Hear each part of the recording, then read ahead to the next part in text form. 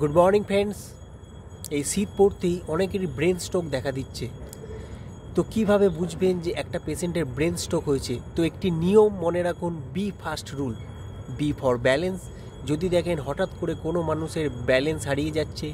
E for eyes. যদি দেখেন তার চোখ সম্পূর্ণভাবে বন্ধ হচ্ছে না বা চোখ আনকনসাস হয়ে গেছে।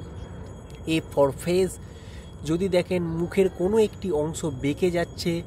A for arm. দুটো হাত ওপর দিকে তুলুন শূন্যে। যদি দেখেন হঠাৎ করে পড়ে যাচ্ছে, হাতের কোনো কিছু ধরে রাখার ক্ষমতাই নেই। S for speech.